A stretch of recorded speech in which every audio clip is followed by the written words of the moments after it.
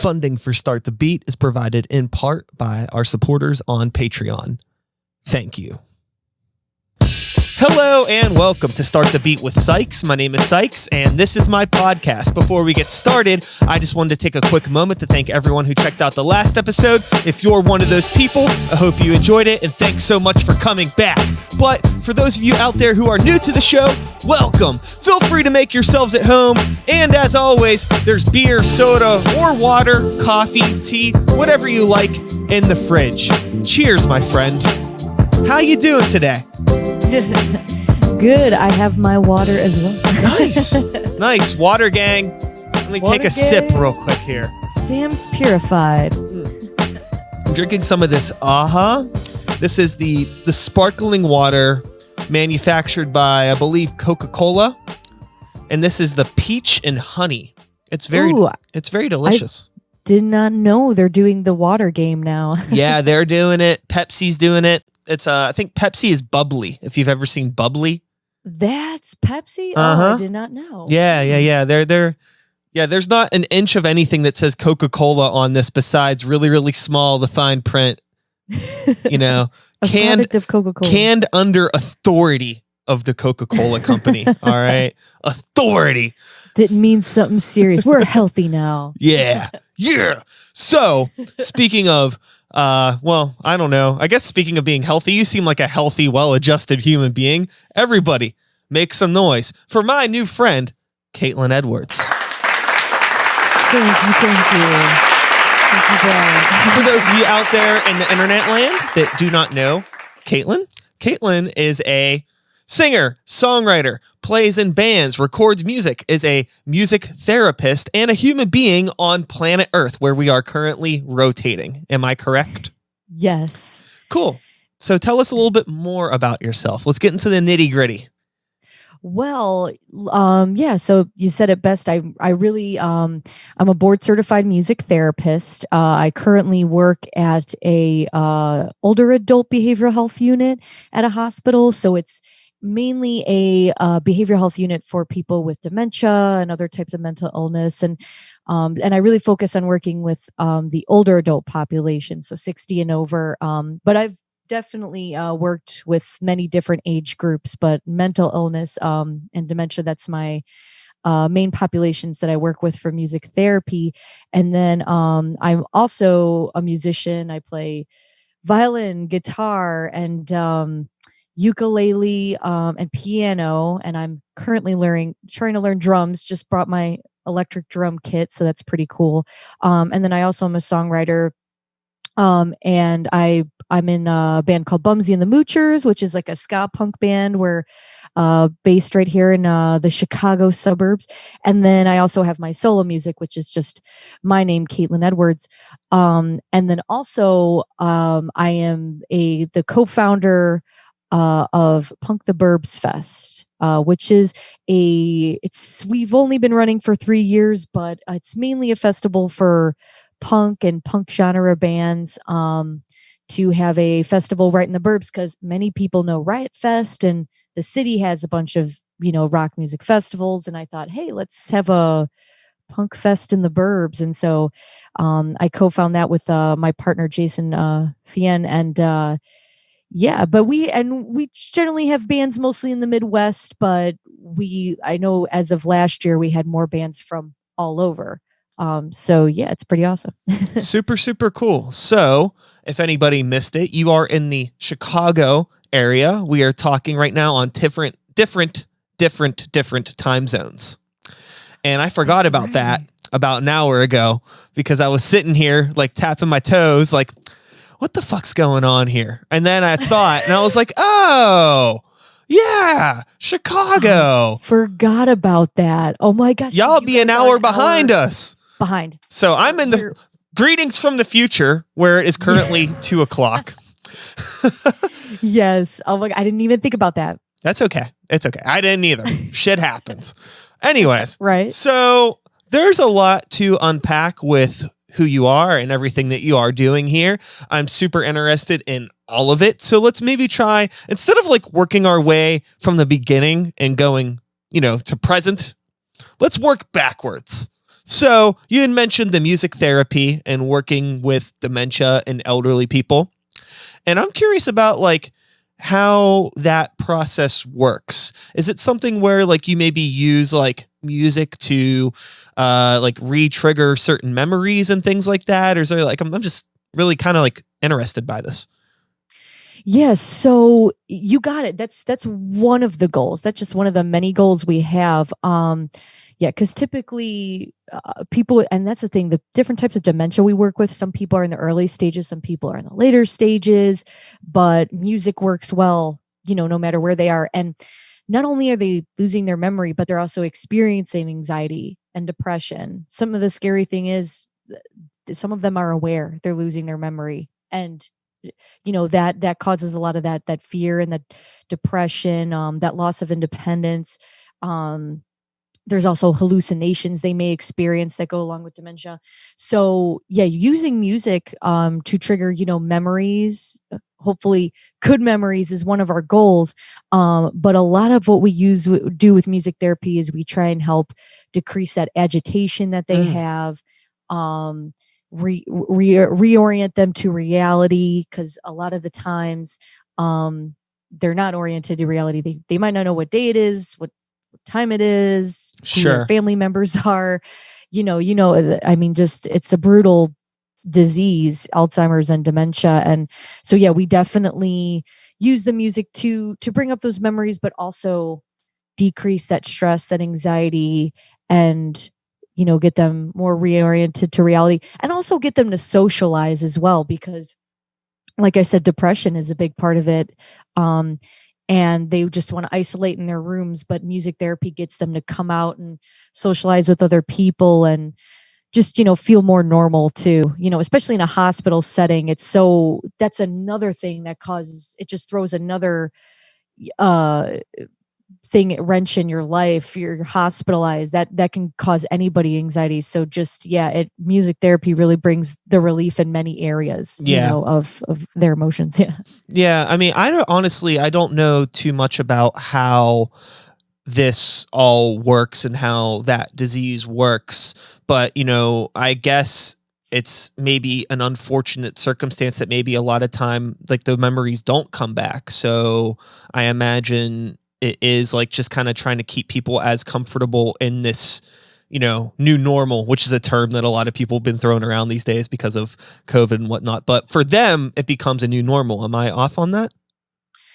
Yeah, that's definitely, like you were saying, like the dementia becomes a new normal for them. Like, yeah, it definitely, like I said, especially sometimes I think what breaks my heart every time is when they're aware of it. Like they'll come up to me and they'll say like, "I'm so sorry. Like, I know I'm losing my memory." And it just like, no. I'm like, don't worry, it happens to everyone. I forget what day it is all the time. Like I really try and, really comfort too. I don't, we try and stay on the positive side, of things, but yeah, definitely they're aware, sometimes in the beginning, and then eventually it just, they're totally dependent and they need full-time care, and it's so unfortunate. But that's why I'm glad, because music therapy for that 1 hour of group gives them their life back. It's almost like the cure for dementia is there in music therapy group. It's like, oh, it's doing it. But then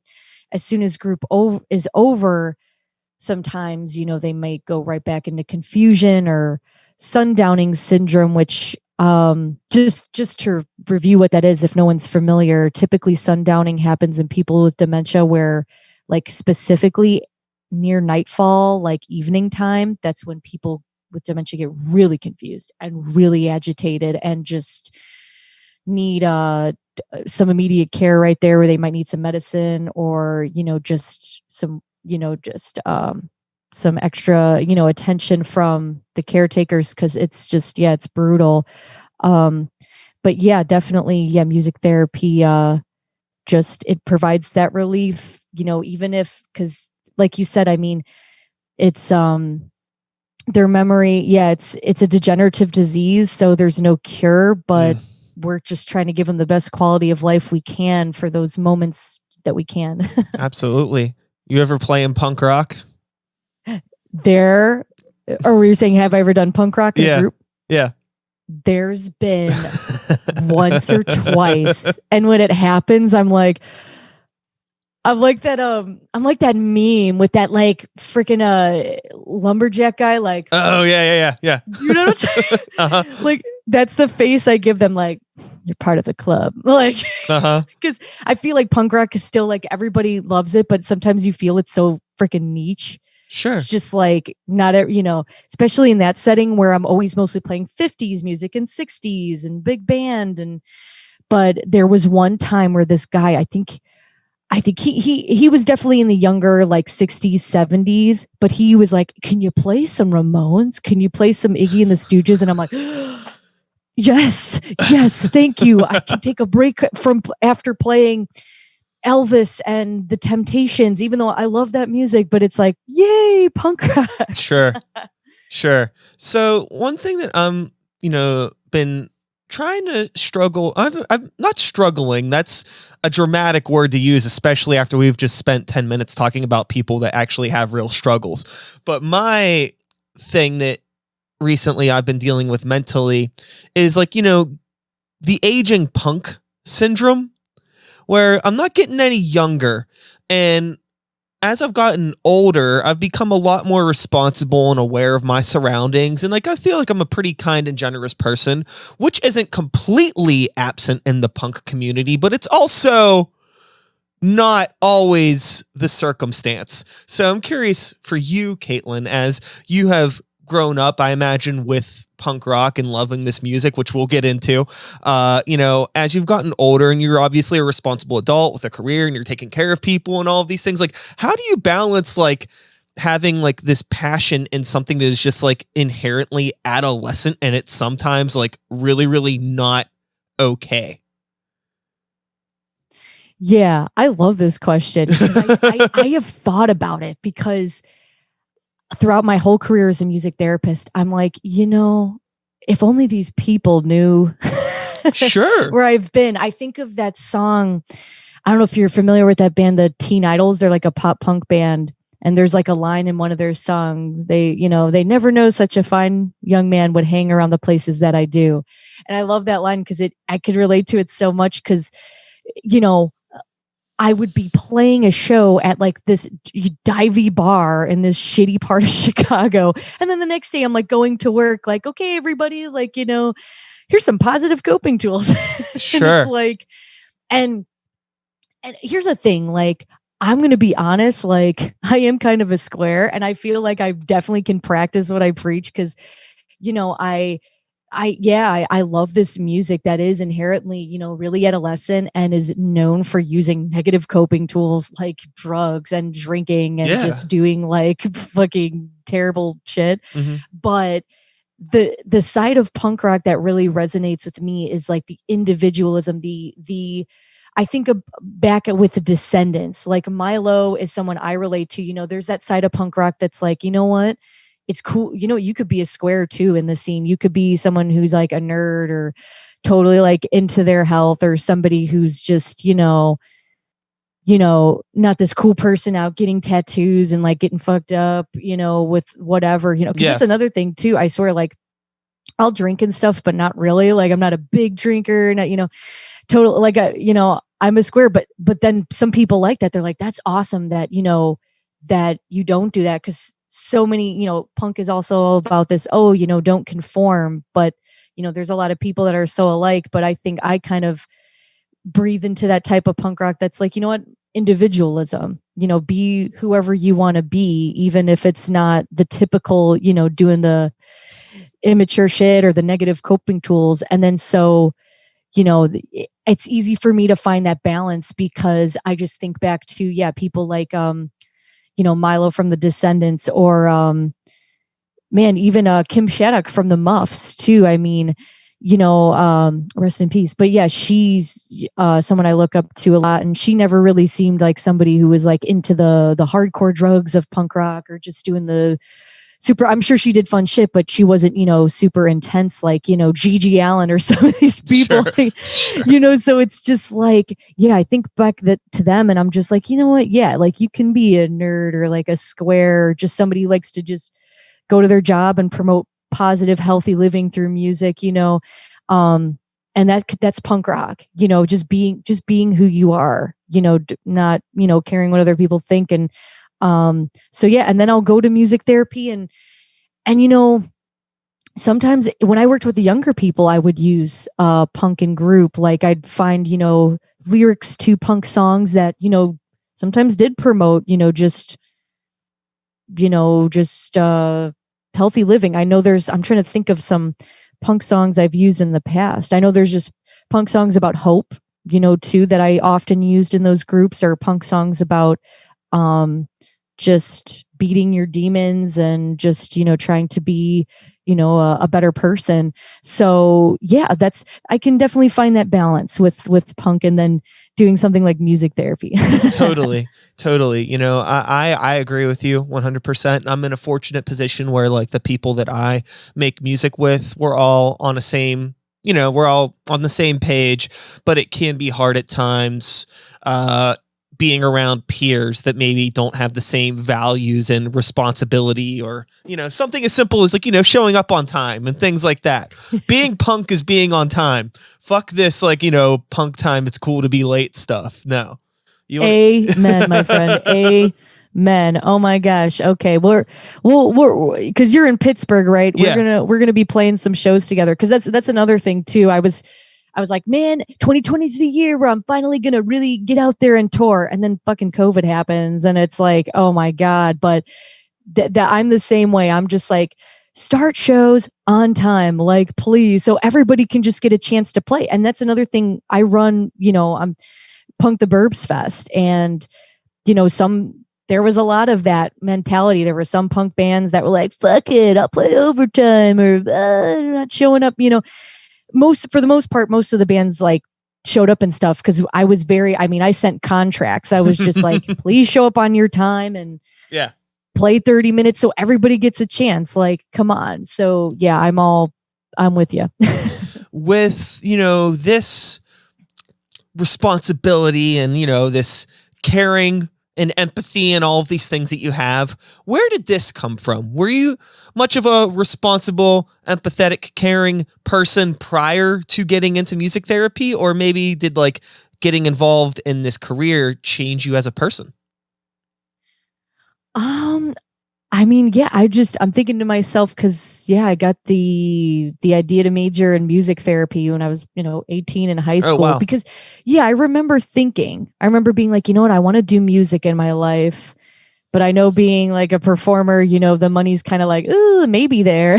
But I'm like, oh, I want to do something concrete. Maybe I can do something with music, helping people, because I know me myself, like, I've grown up, sometimes with having anxiety sometimes, and music was there for me. And, I also know what it feels like to be kind of outcast, because I know growing up, definitely tomboy, definitely. I mean, just, wild child, always, sometimes class clown. I mean, I wasn't that typical girly girl. And, I got to find this picture. I one time went to like a girl's birthday party. I was like the only one that dressed in like camo, and all these other girls dressed in like princess outfits. Like I was weird, and I was full of energy. So I was like, you know what? I want to do a job where like, I'm going to love what I do, but I feel like I can be me, and I can help people that have been through what I've been through, whether it's, just people who have been through anxiety, or people who have felt like they're different and they, can't seem to, maybe have a hard time in the world or something like that. People, so I'm like, and then I discovered music therapy, and I'm like, that's perfect. Cause I really would love to definitely help people with music, the way music helped me. So, that's that. And I've just always, yeah, I'm definitely a people person. I just love talking with. That's another thing. I wanted a job where I was like, what? I want to be around people. I don't want to be in a cubicle. Not that there's nothing wrong with that, but that's just, not for me. And I wanted to do something to that. For me, it's like, I feel like my job has to like have a purpose. Like it has to like help the world in a way. I'm like, that's just me. Like some people are like, hey, my job can be whatever. But me, I'm like, I got to be able to put something out there in this world. So I know like I lived my life in a way like that, so yeah. So you mentioned it before when, talking about your job, the career, and, thinking of sometimes like, oh, like if you only knew how bad it could be, maybe when you hear other people complaining about this or that. Did you find that, over time, like you just started to appreciate life more as a result of your work and like being thankful for what you have? Definitely. It's definitely changed my life. Like, I feel like, yeah, we have that mentality. Especially when we're younger, like 18 and 20, like you have this invincible mentality.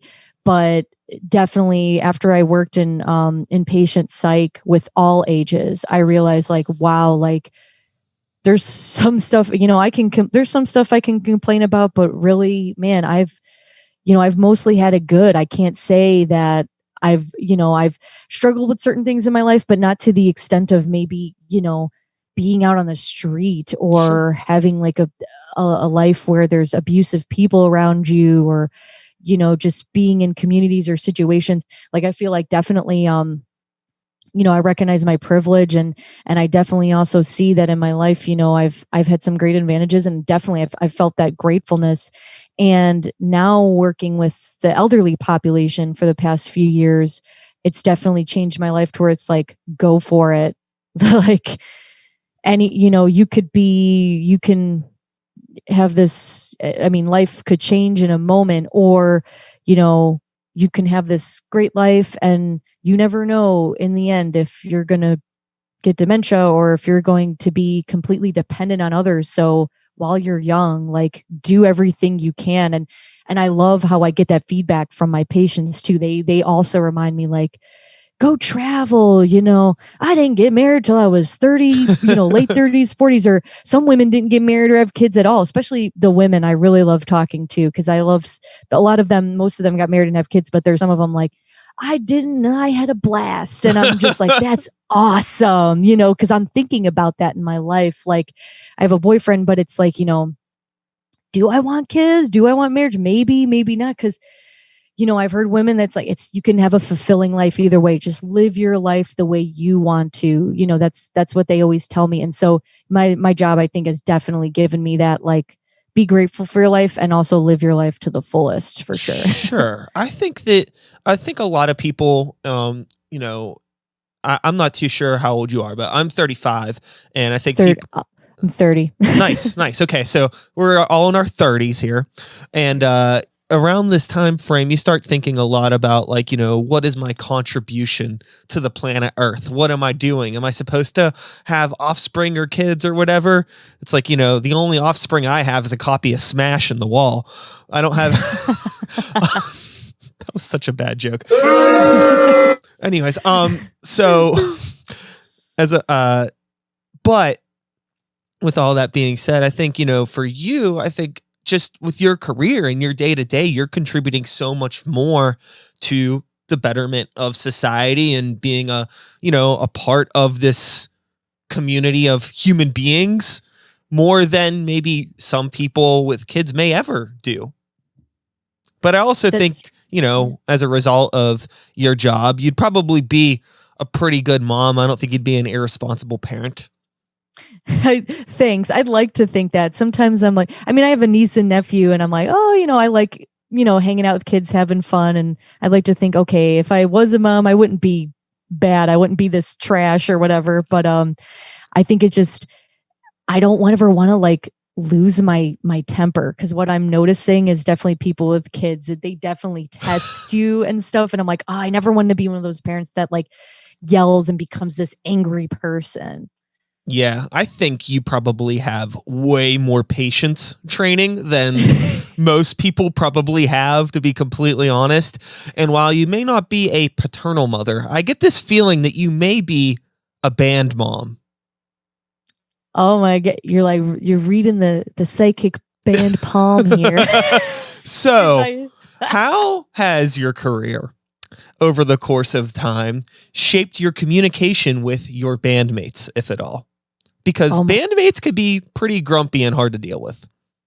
And it's such a, oh my gosh, it's such like a, it's different and it's the same. So working in psych, I mean, and I've worked with children with autism, individuals with Down syndrome, dementia. You definitely have to have a very, very huge patience because you are getting asked questions over and over again. And you might be yelled at, you might be getting screamed at, you might be asking someone to do something over and over and they don't do it. So I definitely have developed that strong patience. However, I keep in mind, like, in music therapy, those patients, there's an excuse there. Like they have something going on, like mentally, where my bandmates, or people I've just worked with in different musical groups in general, it's like, okay, do they have an excuse here? If someone is just, if we're bumping heads or something. And also to the fact too, I was in symphony orchestra, like from high school to college. And I feel like the conductor kind of rubbed off on me too, because he was like this German conductor that was always like, practice, practice, practice. Okay. And that, like, I hated him for that. But then I was like, it did make me a better musician. So now, like, whatever band I'm in or group, like, I'm not I'm not like yelling at people, but I really do and try and instill in people, like, practice. I know you hate me if I like pick on you for this one little spot that you keep messing up, but you'll thank me later because eventually you'll sound good. Trust me, it happened to me. So yeah, there's definitely, yes, some of what I've experienced in my job will creep over into like my groups. So Yeah.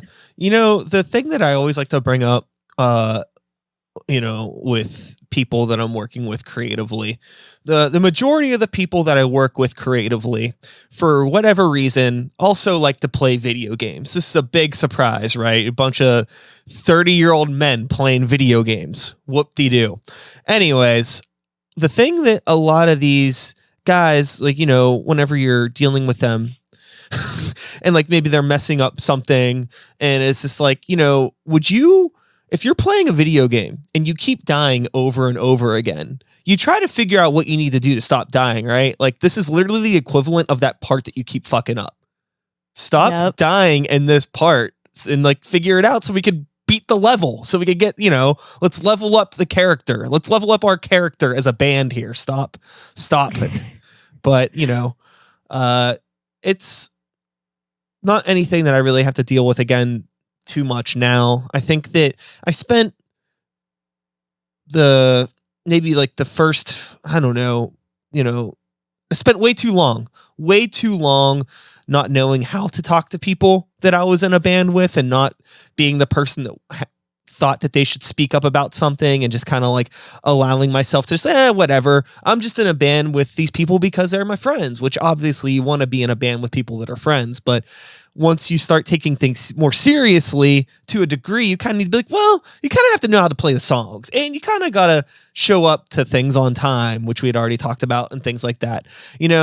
When you were starting out as a musician and getting into bands and playing with other people, what was it like maybe being someone that came from that orchestra background and having that psycho German conductor that's like really, really intense, and going from that to being like, well, maybe I don't know if you started playing in punk bands right away, but regardless of whatever the genre was, I imagine you were probably operating around people that maybe didn't have the same sort of diligent mindset in terms of, rehearsing and things like that. What was that like for you in the beginning? Yeah. And it definitely reminded me to definitely use those. So in the beginning, I was in a pop punk band at first, called the Fizzy Pops, and it was like that high school band.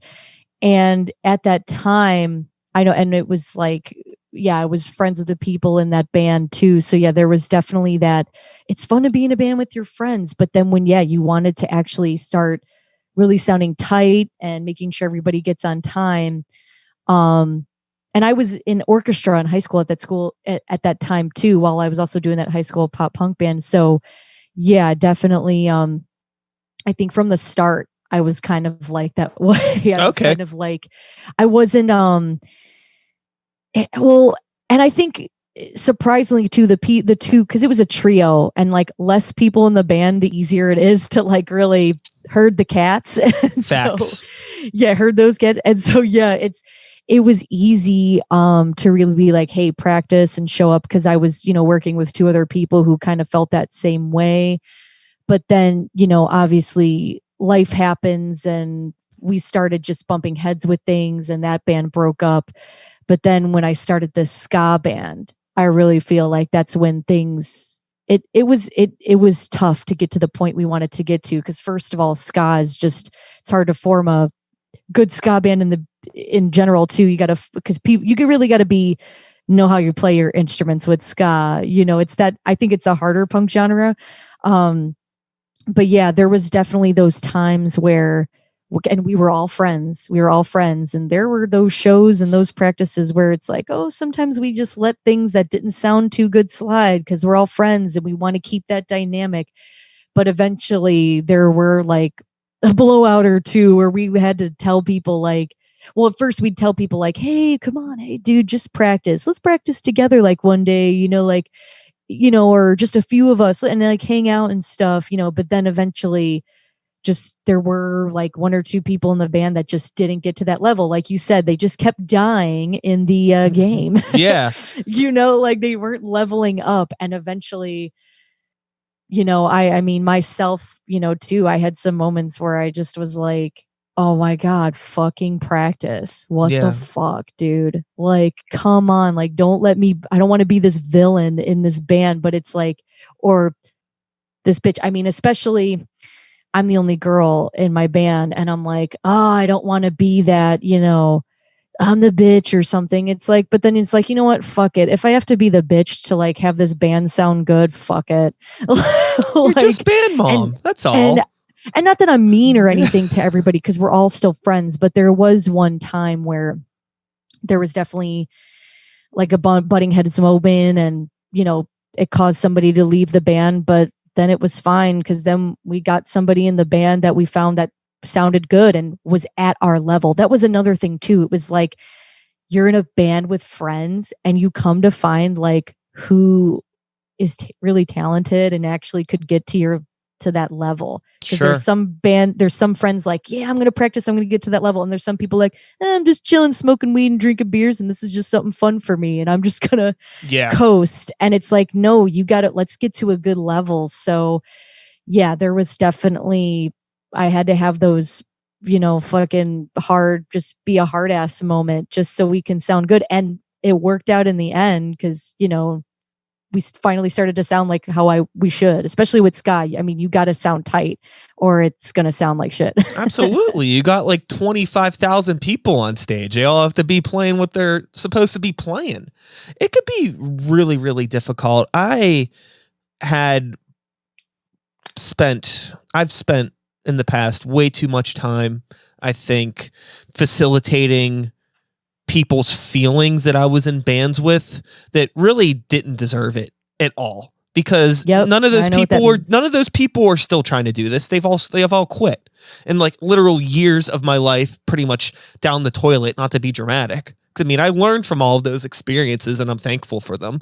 But in the back of my head, always at that time, I was like, this is never going to work. Why am I still doing this? Why am I making sure I'm off work on these days? And, putting all of this money into these things when there's just one, like basically like a rotting tooth, like this just isn't going to get any better. And, I don't know. I wish I knew, I wish I knew then what I know now, but hey, I'm still here. I'm doing all right. You're right. Exactly. we learn from our experiences, but man, anyone listening to this podcast, it's like, yeah, I mean, it's great to be in a band with friends and try and keep those friends, but really like try and cut off that dead weight as soon as you can. Cause I feel you. It's like, sometimes I think about, man, it's like you're putting so much extra time and money into this. Like just work with professionals right off the bat if you can. If they're your friends, great. And you know what? There's a lot of people who like, they weren't my friends at first, but then they became my friends. And now we're even really close too, because, they work so well in the band. And, it's so, yeah, definitely cut off that dead weight as soon as you can, even if it's a friend, as much as that sucks. And we're trying to let them down easy. Yeah. I mean, it's just like, look, like, like you see me putting in all of this time, and if you are actually my friend, you should respect that. And if you can't make this time for this, then you just have to bow out. Either if you want to actually be in this band, then step up. But if you don't really want to be in the band, then stop. You know, exactly, like stop wasting people's time. Yeah. If you don't want to be at practice every week, if you don't want to play a show to 20 kids on a Tuesday, then don't. There's other people that let's stop this. And then we could casually hang out at the bar after the gig if all you want to do is drink and hang out. You don't have to bring all your equipment across town. Exactly. You stop wasting your own time. Yeah. You know, and it's and that's the thing. Sometimes people are like, am I a true friend to kick this person out or try and have that person out of the band, or, you know, or is a true friend somebody who actually, you know, shows up to practice, shows up on time and wants to sound the best they can. And that's what I thought in my head. I'm like, you know what? It sucks to let someone down and tell them like, basically, you're not really sounding great with this group. That sucks. But I'd rather be an honest friend and just be like, hey, I'd rather be honest with you and tell you it's not working and you should move on to another project than just lie and just be like, ugh, and everyone's wasting their time. Yeah. It's, well, it seems like you've had, you know, a pretty good set of thoughts and responsibilities for like the majority of your life here. You seem like a well-adjusted human being. Where did that all come from? How was high school? How'd high school treat you? High school was like, I'm trying to think back.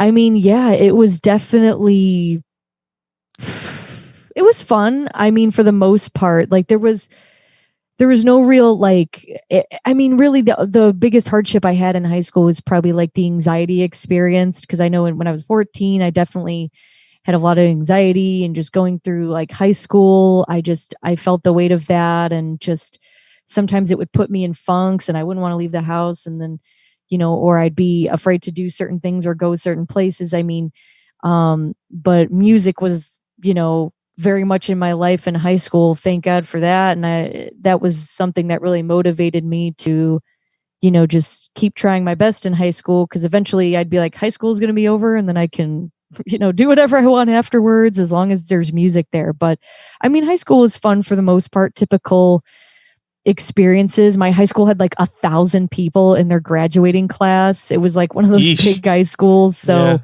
there really wasn't any like kind of like bullying or weird situations like that, because like nobody knew each other. But yeah, it was fun. We did I was mostly doing a lot of orchestra stuff and obviously stuff with my pop punk band, and I got to, what was it, our orchestra got to tour some parts of Germany and Austria, which was awesome. Fun. And yeah, we got to go to like Mozart's apartment. We got to see like where they filmed Sound of Music, and then we'd play these cathedrals. I mean, high school definitely, like, yeah, it was that gate opener to music and what the world could be if you continue music, you know, in your life. And yeah, and then I also had my pop punk band on the side where we'd play, you know, those shitty shows, not shitty shows, but I should say we'd play fun shows, you know, in Chicago, and then we'd play like some, you know, sketchy places. And I'm like, I think back on it, I'm like, oh my God, I was this 17-year-old girl like using MapQuest to go to wherever in Chicago. How am I not like dead? Sure. You know, a lot of people a lot of people say that Chicago is a scary place, but I just think the world's scary in general. You know what? And that's the thing. I guess I don't want to talk down really to Chicago. I mean, because there, you know, that's the thing. There's some sketchy, like not so good parts in Chicago, and there's some really great parts. And it has a fucking awesome music scene. Chicago's music scene is like amazing. The venues, Beat Kitchen, Reggie's, Subterranean, you know, the Metro, it's great. And then it's got some kind of more hole in the wall places that could be great, but then also at the same time, you know, be careful and lock your van. Yeah, people steal your shit. So I had a thought when you were talking about being on tour. Did anybody call Mozart's apartment the Mozartment? I'm trying to remember. And I don't think so. I know like a lot of people are more so like calling him Amadeus, like especially in that museum, because that's like mostly what he liked to go by, Amadeus. Got it. Got it. So now in terms of, finding music in general, what was that like for you? Because it seems like, I guess, the majority of your upbringing, and at least musically, what you've been playing was pop punk and things like that. So I guess you grew up around whatever was happening at that time. I don't know what it would be. Maybe Blink 182, maybe Newfound Glory, maybe Paramore. I have no idea what any of that music was back then. What were you listening to? Like, what was like maybe some of the first stuff that was like, holy shit, what is this? Yeah, I think it was when I was like I remember 7 years old. That was definitely around the time where I found Green Day and the Offspring smash. When you brought up earlier, I know that was because my brother is 7 years older than me. So this was like 1997 when I found out, I guess, about punk rock. And my brother, he was 7 years old. So he was like a teenager. Yep. Okay, so you had, because that's the interesting thing. Sorry, I didn't mean to cut you off, but a lot of people that I talked to, they found punk from like the following generation, just as a result of like MTV, whenever they started playing like, all that shit all the time in like the late 90s, early 2000s, probably more likely, like, the Fall Out Boys and all that shit. But yeah, I was very much in the same boat, but I didn't have an older brother. I was 14 or 15 at that time. You know what I mean? Whenever that stuff was big, but you had the older brother that you got it from. That makes sense. Yeah, definitely. And that's the thing. I think because my brother, he was a teenager at the time, and I remember the pop disaster tour with Blink-182 and Green Day, but I was too young to go, but he could have went, but he didn't get to go. I'm like, damn it, Steven, you're so lucky. Like, you could have really been in the prime of the 90s, because I really didn't go to my first concert till I was 14. And that's when I saw Green Day on the American Idiot tour. Okay. So it's like, I would have loved to experience, those 90s bands just coming out. Yeah. But I mean, at least I was able to listen to them. But in high school and middle school was definitely the more Newfound Glory and Fall Out Boy, that side of pop punk when I got into that. But I was still into like the old school pop punk too, which was like Teen Idols and the Queers and what was it? The other, I'm trying to think of the other ones too. Well, the Muffs kind of. Sure, and, sure. So I kind of liked those both, like the underground pop punk bands and then like the common ones, Sum 41. I still like them. Yeah, they're fun. All that shit's fun. I think that, it was like going back whenever all that stuff hit, I think that like, you're never too old to listen to any music. You aren't. But I think at that time when I was like 21, I'm like, I'm not listening to fucking My Chemical Romance. But now I'm like, oh yeah, I love those albums now. Like I could get over. But like, I think that like at that time, like, I don't know, I went through like a pseudo pretentious sort of thing that maybe most kids go through, where like all of my friends were like listening to like, weird shit. So like I'm listening to weird stuff too, but whatever. And it's like I think I had maybe like a year or two of that phase too, where it was like, oh yeah, I don't listen to that stuff from high school anymore. Now I'm in college. I'm like listening to Vampire Weekend and I'm getting into other stuff, Sure. But deep down, like when I'd be alone in the car, I'd be jamming. I'm like putting in that Blink-182 CD again. And it's like, oh shit. And then now as a 30 years old, I'm like, fuck it. I'll go see that. I miss live music so much. And I love all types of music. Hell with it. I'll go see it again. And Bumsy and the Moochers, my ska band, I even wrote a song called Guilty Pleasure. And it's just all about just liking Avril Lavigne. I'm like, fuck it, I'll still listen to Avril Lavigne. I think there's this interesting thing that happens maybe whenever you start listening to music really young. Like if you are exposed to good stuff young. Like my parents were really young when they had me. So when I was like, 4 or 5, I'm rifling through my dad's like Megadeth and Iron Maiden cassette tapes and things like that. And I had like a friend that was into alternative music that was like, turned me on to like all the Epitaph record stuff. And plus like Offspring Smash, you couldn't escape that shit at the time. So like that and White Zombie, like, I'm like, I have my 10-year birthday party. There's a picture of me and my mom and I'm wearing a White Zombie t-shirt. Nice. But I think that like, once you become 15, 16, it's like natural to kind of want to disconnect from the things that were attached to your childhood. So I kind of like disconnected from so much stuff. And then like probably when I was like 24, 25, the reason why I'm bringing this up, because you brought up Descendants. I remember like remembering like some random Descendants song got stuck in my head. And I was like, oh yeah, I really like this band. And then I like found the album and like put it on. And it was just like this like time portal, like, whoosh, like, oh fuck, I love this album. Like, and then like from there, it was like Everything Sucks was like a huge reset for me in terms of like, I'd gone so far down the rabbit hole of like weird progressive heavy metal and bizarre electronic music, which all that stuff is cool, but like it was fun to have that one like reset button. And yeah, I don't know. That's all I have to say about that. That's what I love too about music.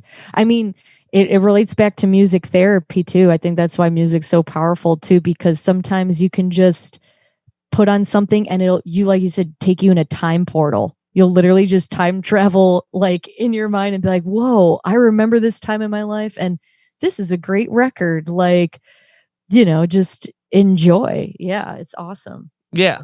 So I'm going to take a moment here. I'm going to pull up your contact stuff here on Spotify. The human beings watching can see this right now. So you have your solo music Spotify that's just under Caitlin Edwards. And you also have the ska band, which you had mentioned a few times, which is Bumsy and the Moochers, which is a very fun name, but maybe strange to spell if you can't see it. So you could see it on the screen right now if you're watching. But, so these are both, punk adjacent projects. I would say that the solo stuff's a little more pop rock forward, but it definitely has like maybe some more of that you had just mentioned, like, like mid era Avril Lavigne sort of feel to it, which is cool. Like, me and my girlfriend were actually we listened to like the entire Avril Lavigne discography on a road trip recently, just because we're like, we wonder what Avril's been up to. So we listened to like the newest all the way back. Very surprising stuff that Avril Lavigne has been up to, but hey, whatever, you do you, girl. I'm not mad and at it. She's still Avril. She's not. Did you hear that conspiracy theory that she's like died and someone else her name's Amanda or something? And I was like, no, maybe she just had some work done, but she's still Avril. Or like Paul McCartney is Billy Shears. Like she just. That's why I love Avril. I'm like, dude, Avril, she's still Avril. Come on, that's still her voice. Like, so I just was thinking about that. So. What I was going to ask, in regards to both of these projects, I'm not too sure if you have any interest in it, but is there any like styles of music that you haven't dabbled in that you would maybe want to do one day? Or maybe like you do secretly, another guilty pleasure that nobody knows about? Do you have a secret trap hip hop album that nobody knows about, just hiding on SoundCloud somewhere? I know me and my boyfriend, like, because my boyfriend plays drums in my solo band. I'm like, one day we need to just do like a stupid, like the hip hop, because we love hip hop. Like, I love hip hop. We love R&B. Like, we think in another life, like we were definitely like Black and we were in Motown, like in the Detroit area, because we love, like, I love, all types of music from different cultures, but especially like Black music, R&B, Motown, all of the hip hop, all of that. And I definitely am like, one day let's make a hip hop album. It might be cringe, but I just want to see how it would go.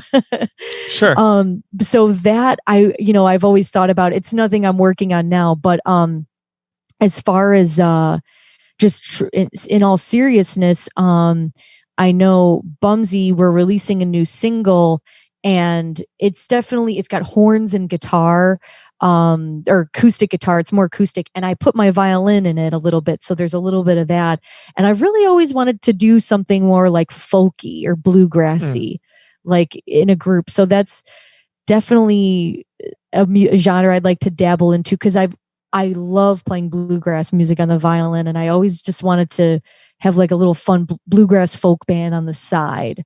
So yeah, people hit me up if you want to do that. Yeah, I think that it's fun just to dabble in other genres of music, even if it's just like maybe like working on a cover of a song of something that's outside of the box, even if you don't ever release it. It's just like more of like a personal thing where I think that you can learn and become a better musician just by getting outside of that box, because like, you're operating in like, the punk world that can be very, it has its thing. And the bands that I do are also very like niche specific sort of bands, where it's like there's no rules, but also it's like, in my heavy metal band, I'm not like one of these people that wants to like really get crazy with bringing in the like electronics and the synthesizers and all that stuff, which You're not bringing in the bagpipes. Yeah. Or yeah, I mean, hey, Korn did it and they pulled it off, but that's right. I think that,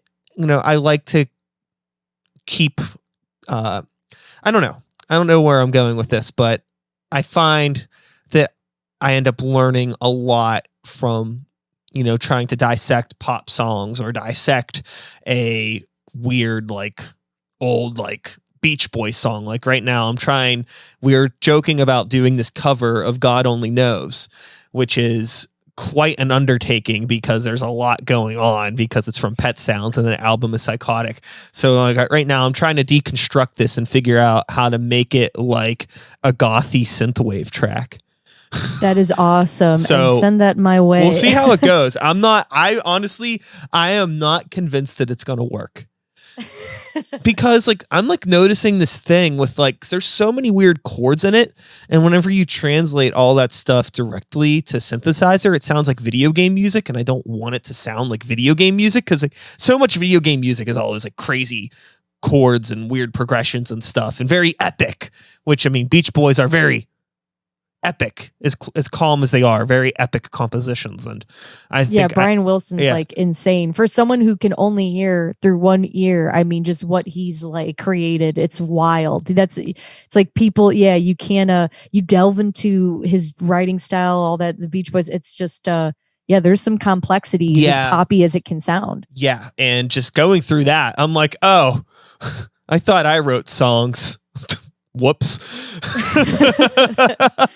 What am I doing with my life? Yeah. Jeez Louise. So, we've mentioned it briefly, but it kind of goes without saying. We are still in the pandemic. It is currently December 1st of 2020. I don't know exactly when this episode will be up this month, but it's the beginning of the month. Who knows, a lot changes in a very short amount of time these days. So who knows where the world's going to be by the time this goes up. But at the current moment in time, how are you feeling about 2021, Caitlin?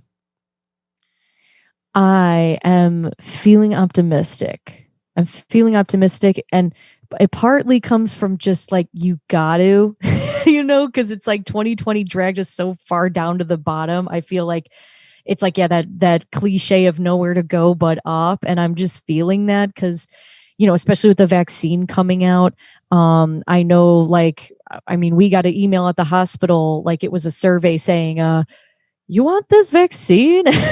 Basically, because I think they're going to offer it to healthcare workers and the elderly first and everything, which is good.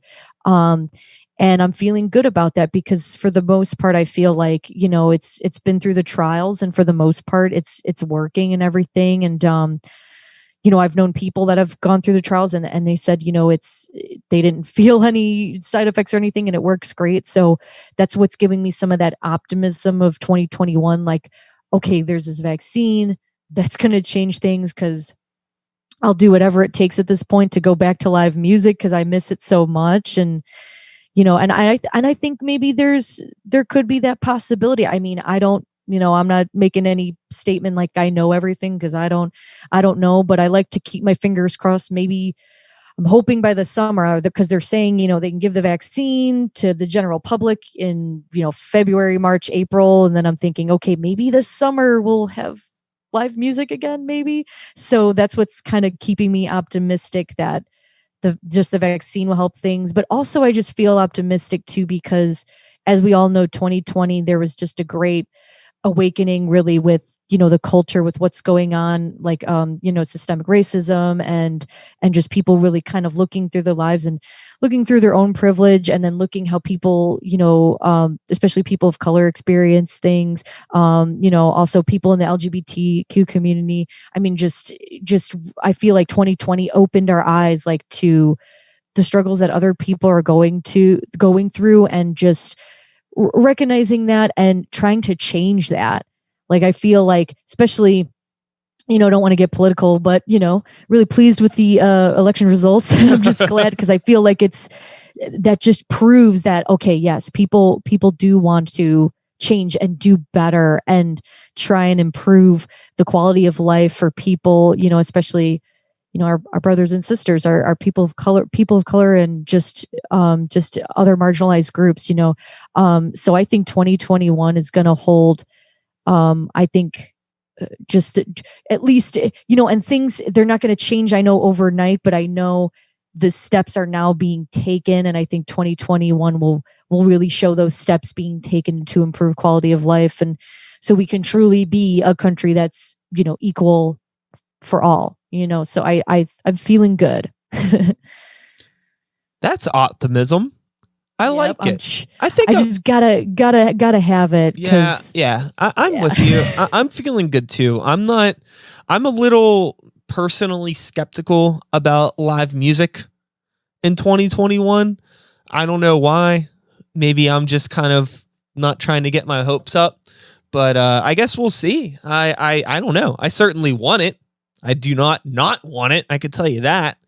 But also, I feel bad for, like, people that I see that are scheduling tours and things like that. I'm like, geez, bold move. Yeah, I've seen some of that, and I just want to tell people, like, hold on. Yeah, just wait. Because, like, even if, we do get music back, are we going to get, it's okay to go across state lines back?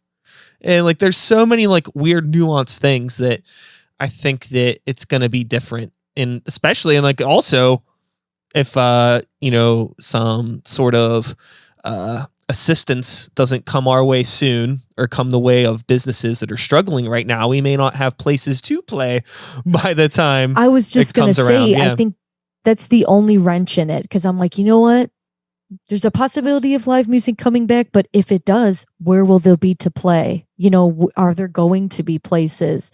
Or, and will there be that assistance there from the government where some of these places can come back? Because it's like, oh yeah, some of these places, maybe they can come back and open up later, but will they have the means to do that? And I think that's what throws a little wrench in my optimism, is the venues. I'm worried about that, Yeah, I'm really, really, like, frustrated personally by how a lot of the assistance thing has been handled, just because they've been, like, dangling a carrot over small business for, like, the past 9 months. And it would have been one thing where it's like, I'm very much a firm believer in, like, grassroots. If I need to get something done, I'll get it done. But I feel like they keep saying, like, oh, hey, it's coming, the relief is coming. So a lot of people took their word for that, and then as a result had to close. We lost 3 venues in Pittsburgh over the past 9 months. 3. Chicago lost a couple as well. Yeah, it's heartbreaking. It's like, I'd just rather you just say, like, hey, we have this money, but we're not going to do it, so people don't feel as if they have something to hang back on. And maybe, like, some of these venues could have maybe had a couple extra months to try to figure something out before the debt got too high and crippled them. I don't know. It's really exhausting. I don't know what's going on, but I'm with you all the way. It's come on, where's our small businesses at? It's like, Walmart don't need this shit. Like, where's all this money going? The small businesses, I mean, in the end, that's really, I think it's definitely the foundation for the economy there. Yeah. I mean, you can't just have just Walmarts and Targets up, it sucks. Yeah. It's that's all I'm going to say about that. Let's not go down a rabbit hole, because I get really, really angry about these sort of things. It's just like, because, like, I spend so much of my time, like, professionally dealing with, like, managing things, managing a team, funds, allocating resources in proper ways. And like, I'm just like, I guess I'm not a politician. I'm not qualified to say that I could do this better than anybody else, but I'm still like, this makes no sense to me. And I'm just a weird DIY kid. Not even a kid. I'm a weird DIY bald man. But you know what? You would be judging by the leadership we had the past 4 years, you would do great. Like seriously, like I mean anybody at this point. Like like I was kind of like, you know what? I know just regular people off the street, like you, me, or just I'm like, you know what? I think we could all would have done better. Maybe. There's part of me. I remember. So there's a CD store here in Pittsburgh. It's a very, very famous record shop called Ides. And anybody in Pittsburgh that's watching this knows what I'm talking about. And the owner of Ides, he's a motherfucker. Like, he's owned this business for decades, and he's a very hard-headed son of a bitch. And I remember, like, I would go in there all the time as a teenager, and he would always be yelling at an employee about something, it was probably justified because you work at a record shop, you probably have a bunch of delinquents working for you. But at the time, it clicked in my head where I was like, there's part of this thing where, like, if you're going to be a leader, you kind of have to have this, like, hard-headedness to you. You mentioned it before, like with the band, you kind of have to be the bitch of the band.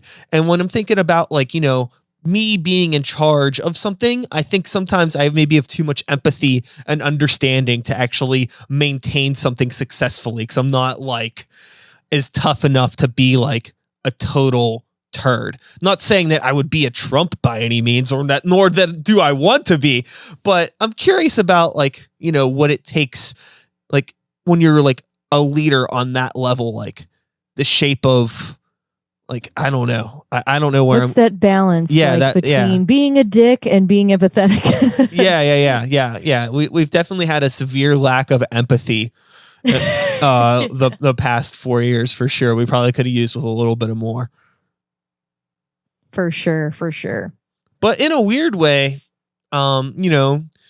if you are someone that believes in fate in the universe and things happening for a reason, I think that, while I think you mentioned it before with all of the things that have come to light over the course of this past year.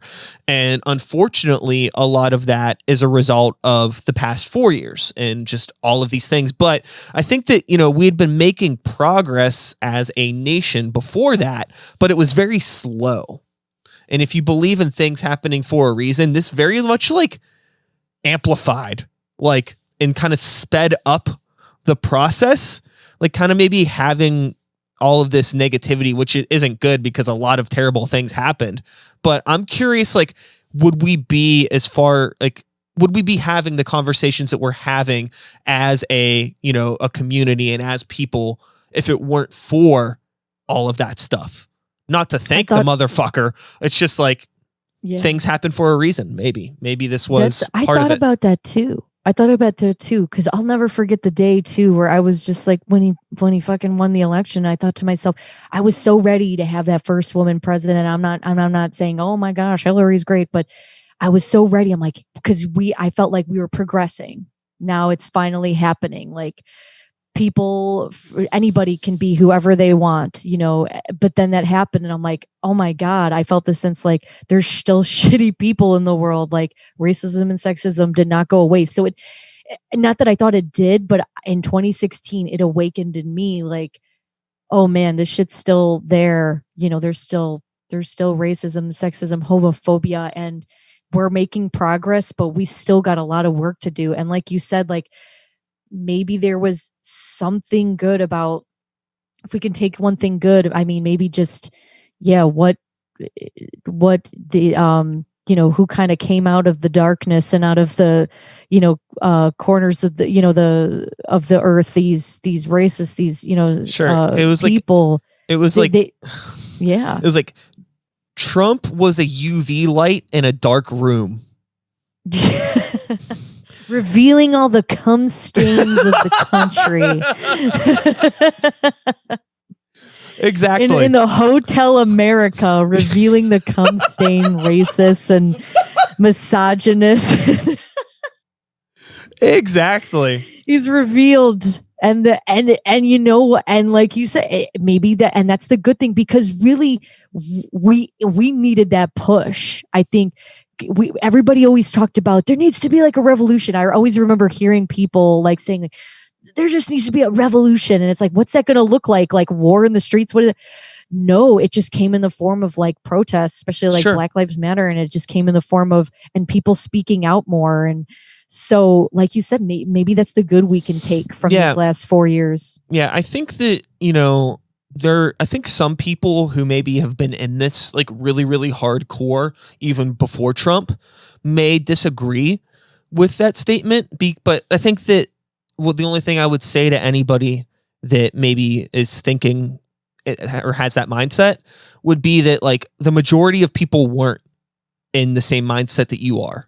But now there are so many more people that actually know what you're talking about when you're bringing up different organizations and things like that. Like many people were just like, not like willfully ignorant, but just ignorant. Like, I don't know. Like, I have a hard time remembering the kids that my shitty daughter's on the soccer team with, like I don't know what the fucking Antifa or a Proud Boy is. I don't know what any of this stuff means. But now it's like this is like common knowledge, and it's good that people know these things so they can have a better understanding of like what is going on in the world. So definitely. That's a good part. Like, woke up people that like, and I hate using the term woke, but it's the best way to put it. Like, it woke up a lot of people that just weren't paying attention to the conversation. That's about it. Definitely. So that's the good we can take. The little gold nugget from the last 4 years. Yeah. And the one thing I will say is like, even if our Lord and Savior Donald Trump is no longer the president, that motherfucker is not going away. So people need to brace for that. We're probably gonna Orange Jesus. Yeah. Orange Jesus will their Orange Jesus will because people are still marching for him. Yeah, the results, and it's scary. So brace for that. We're gonna see more of that motherfucker than we ever have. He's trying to get a TV show going, and it keeps getting shut down. So that makes me laugh. And keep shutting it down. Don't ever allow that shit. Somebody's gonna let it happen eventually. Something, or maybe it won't. Maybe this is just me again preparing for the worst. Hey, yeah, well, that's the thing too. I think a lot of people, great change has happened, and be optimistic, but just know, like, there's still going to be those assholes out there, and there's still going to be ignorant people who will be open to hopefully be educated, just about people who live different lives than them. And so that's why I'm trying to be like, okay, brace yourself. There's still going to be those cum stains. Well, before we wrap everything up, because we're rounding the corner here, we've had a lovely conversation. We've talked about plenty of things, plenty of good things. We could probably keep going, but we should let our listeners go about their day. They probably have other podcasts or other things they need to do. So let's let them get to it. But before we do that, why don't you let the people know one more time where they can find you and your music and all of that? Sweet. Yeah. So, once again, I'm Caitlin Edwards. I'm on Spotify. My solo music's on Spotify. Just as it's spelled there, as Brian will show just my name, Caitlin Edwards.